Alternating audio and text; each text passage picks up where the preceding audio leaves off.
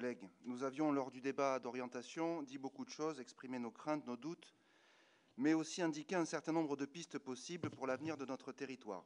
Je ne vais pas y revenir dans le détail, je vais me contenter de faire quelques remarques, car globalement, le budget que vous nous proposez reste conforme à ce que vous aviez présenté à cette Assemblée il y a quelques semaines.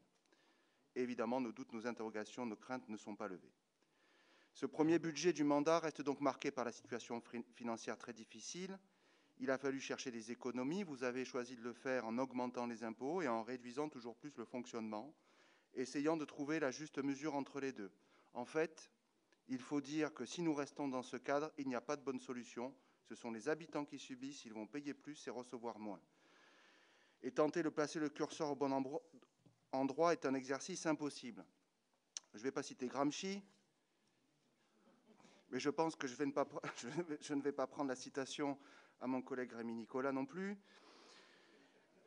C'est comme si vous nous demandiez, pour paraphraser Pierre Palmade, si on préférait avoir des bras de 9 mètres ou 30 canards qui nous suivent partout, tout en essayant de négocier ensuite sur la longueur des bras ou le nombre des canards.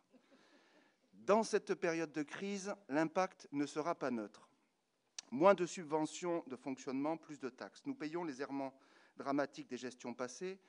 Nous sommes pris au piège du désengagement de l'État et des baisses de dotations qui impactent largement, pour plus de 6 millions d'euros par an, notre budget, comme celui des communes qui dépendent donc en partie des fonds de concours pour pouvoir développer des projets sur leur propre territoire.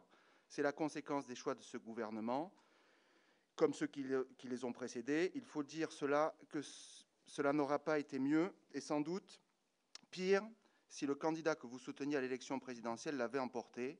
La traduction dans ce budget de ce constat est implacable, et quand on défend toujours la réduction de l'action publique, la diminution des dépenses publiques, il convient d'éviter les larmes de crocodile. L'année qui vient sera difficile, et s'il convient toujours d'être attentif aux deniers publics, nous mesurerons l'impact des coupes dans le fonctionnement des services qui doivent être, je l'imagine, assez désorientés. Nous ne savons d'ailleurs pas ce qui a été dernièrement sacrifié pour expliquer un montant de GEMAPI moins haut que prévu. Vous nous avez annoncé à la fin du dernier comité de redressement, alors que nous venions de passer en revue les budgets de certains services, que manifestement il n'y avait plus grand-chose à gratter, qu'il y aurait quelques centaines de milliers d'euros en plus d'économiser. Mais au-delà de la partie fonctionnement, c'est sur l'investissement que je veux faire un certain nombre de remarques. D'abord parce que c'est par là que le précédent exécutif a péché, mais aussi parce que c'est là où nous pouvons donner du sens à l'action publique. Monsieur le Président, nous craignons vraiment que les mêmes causes produisent les mêmes effets. Le volume d'investissement présenté est au-dessus de nos moyens. Cela engendrera des charges financières. Il est en partie un effet d'affichage, mais cela risque de nous contraindre à l'avenir, et dans la période, cela relève de l'imprudence. Le volume d'investissement est peu transparent et peu lisible. Des questions que nous avions posées, nous n'avons pas toutes les réponses. Une seule remarque. Rien ne vient expliquer, toujours pas, l'annulation et non pas le report de 36 millions d'euros entre les 50 millions d'euros non exécutés en 2021 et le 15 millions reportés sur 2022. Nous savons tous que la non-exécution est généralement liée à un report. Pour les années suivantes, vous reportez d'ailleurs la non-exécution à 50%. Mais pour le report 2021-2020, le report est inférieur à un tiers. 2022, pardon. 2021-2022, le report est inférieur à un tiers. Bien sûr, il y a des programmes d'investissement que nous pouvons soutenir, comme les pôles d'échange multimodaux engagés avec la région et les études prospectives sur d'autres pôles, ainsi que sur le train-tram de l'Avonage. Et ce sont des points positifs qui expliquent l'abstention de notre collègue Bernard Clément sur ce budget. Mais la philosophie générale du budget nous pose de sérieux problèmes et nous manifestons des désaccords. Ma collègue Sylvette Fayet en dira un peu plus sur les transports. Je veux dire un mot sur la question économique. Vous continuez tête baissée, mais même si vous commencez peut-être à douter sur la question des zones d'activité économique, c'est notamment le cas sur l'inénarrable projet Magna Porta. Encore de l'argent quand tout nous dit qu'il faut un moratoire à minima. Les compensations foncières, environnementales, ainsi que la viabilité et l'attractivité de la gare sans sa troisième voie, etc., etc. Un mot sur la gare, pour vous dire combien nous sommes mal embarqués, et si nous espérons tous la création de cette troisième voie, nous allons à l'avenir payer très cher la création de la gare et de ce projet en général, qualifié par vous-même de gare du bout du monde ou par monsieur le maire de Nîmes de gare betterave vendredi matin lors de la conférence de presse.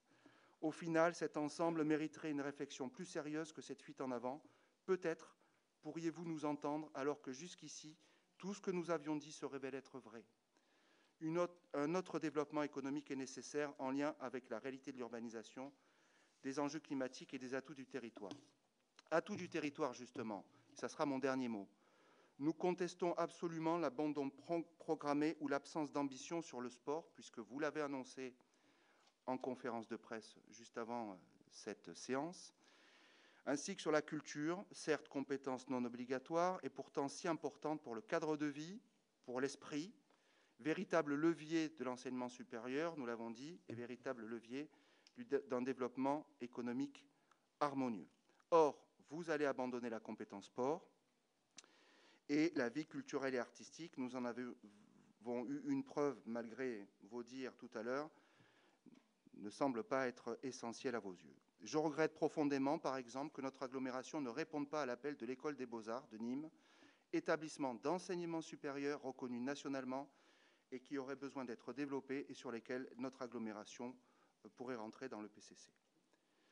S'appuyer sur les atouts du territoire, donner du sens, travailler à un positionnement économique original et permettre de bien vivre, tout cela nous paraît être plus porteur d'avenir que de rester enfermé dans un schéma assez passéiste. En conséquence, pour toutes ces raisons, et sans renier notre volonté annoncée dès le début du mandat d'être utile et de porter des propositions d'avenir, nous voterons contre ce budget.